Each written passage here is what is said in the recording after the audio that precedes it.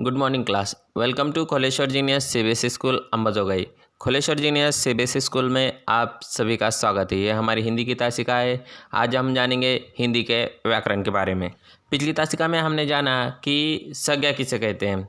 व्याकरण की हमारी तासिका चल रही है। सबसे पहले हमने जाना संज्ञा। संज्ञा की परिभाषा, व्यक्ति, वस्तु या किसी भी जगह के नाम को हम संज्ञा कहते हैं।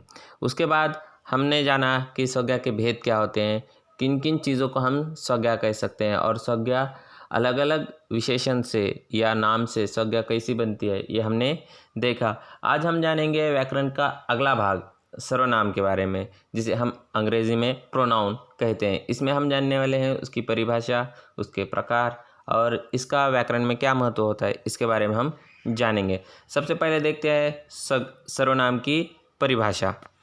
सर्वनाम, जिन शब्दों का प्रयोग संज्ञा के स्थान पर किया जाता है उन्हें सर्वनाम कहते हैं। इसका मतलब यह है कि सर्वनाम का इस्तेमाल संज्ञा के जगह पर किया जाता है। जहाँ संज्ञा नहीं है वहाँ पर सर्वनाम का इस्तेमाल हम कर सकते हैं। दूसरे शब्दों में सर्वनाम उस विकारी शब्द को कहते हैं जो पूर्वापर संबंध के से किसी भी संज्ञा के बदले आता है। मतलब विकारी मतलब बदलने वाला, अविकारी मतलब कभी ना बदलने वाला, और जो बदलते रहता है जिसे हम सर्वनाम या संज्ञा कहते हैं। संज्ञा जो लिंग वचन के हिसाब से सर्वनाम बदलता है। अगर लड़की होगी तो बदलेगा, लड़का होगा तो अलग होगा। तो इसलिए संज्ञा के स्थान पर किसको इस्तेमाल कर सकते हैं हम? सर्वनाम को।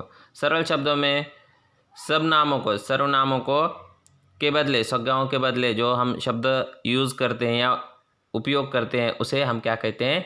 सर्वनाम कहते हैं। The word we use instead of noun, नाम के अलावा या संज्ञा के अलावा जो हम वर्ड इस्तेमाल करते हैं, जो शब्द प्रयोग हम करते हैं, उसे क्या हम कहते हैं? सर्वनाम कहते हैं। इसका थोड़ा स्पष्टीकरण देखते हैं। सर्वनाम यानी सबके लिए नाम, इसका प्रयोग संज्ञा के स्थान पर किया जाता है। आइए देखते कैसे। राधा 7वीं कक्षा में पढ़ती है। वह पढ़ाई में बहुत तेज़ है। उसके सभी मित्र उससे प्रसन्न रहते हैं। वह कभी भी स्वयं पर घमंड नहीं करती। वह अपने माता पिता का आदर करती है। आपने देखा कि ऊपर लिखे अनुच्छेद में राधा के स्थान पर वह, उसके, उससे, स्वयं, अपने आदि शब्दों का प्रयोग हुआ है। अतः ये सभी शब्द सर्वनाम है।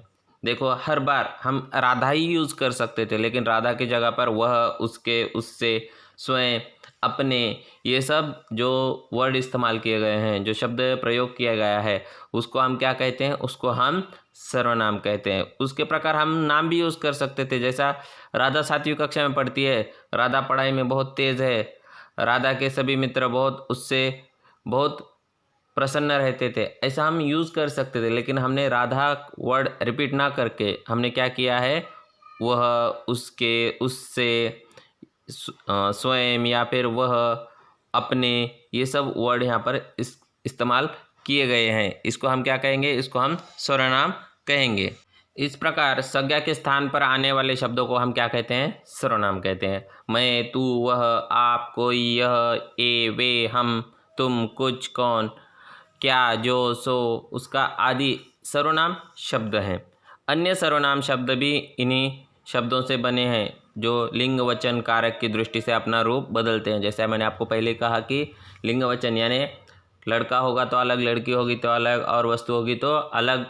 स्टेप बाय स्टेप हम क्या कर सकते हैं? सर्वनाम बदल सकते हैं या बदले जाते हैं। राधा नृत्य करती है, राधा का गाना भी अच्छा होता है। राधा गरीबों की मदद करती है, इससे सर्वनाम कैसे लिखेंगे हम?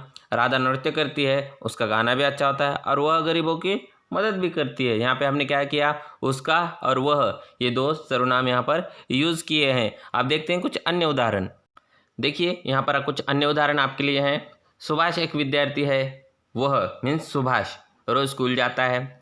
उसके मीन्स सुभाष के पास सुंदर बसता है। उससे मीन्स किसको? सुभाष को घूमना बहुत पसंद है।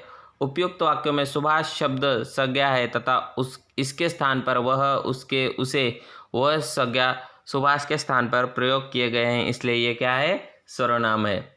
मैंने पहले ही कहा, जो संज्ञा के अलावा यूज़ किया जाता है, संज्ञा की जगह जिसको बिठाया जाता है, उसको क्या कहते हैं हम? सर्वनाम कहते हैं। इसलिए सर्वनाम का महत्व व्याकरण में बहुत ज़्यादा इम्पोर्टेंट है, क्योंकि हम जहाँ पर संज्ञा का इस्तेमाल नहीं कर पाते वहाँ हम किसका इस्तेमाल कर सकते हैं, सर्वनाम का। इसलिए बार बार उस संज्ञा की या उस नाम का रिपीटेशन हम कम कर देते हैं। उसके अलावा हम दूसरा वर्ड इस्तेमाल करते हैं, उसे हम सर्वनाम कहते हैं। आपके समझ में आ गया होगा कि संज्ञा की परिभाषा क्या है। इसके अलावा हमने कुछ उदाहरण और भी देखे हैं। अब जानेंगे सर्वनाम के भेद। देखिए सर्वनाम के पूरे 6 भेद होते हैं। सबसे पहला है पुरुषवाचक सर्वनाम, मतलब हम उसे अंग्रेजी में क्या कहते हैं, पर्सनल प्रोनाउन।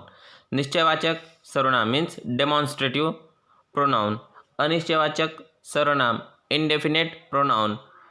संबंधवाचक सर्वनाम रिलेटिव प्रोनाउन। प्रश्नवाचक सर्वनाम इंट्रोगेटिव प्रोनाउन। और निजवाचक सर्वनाम मीन्स रिफ्लेक्सिव प्रोनाउन। ये क्या है, अलग अलग सर्वनाम के भेद हैं जो हम डिटेल में इसका जो अभ्यास है वो हम अगले तासिका में करने वाले हैं। यहाँ तक आप जानिए कि आपको क्या याद रखना है कि आपको सर्वनाम के भेद, सर्वनाम की परिभाषा और सर्वनाम के कुछ उदाहरण भी आपको याद करने हैं। और तब तक के लिए धन्यवाद। Have a good day, bye, thank you.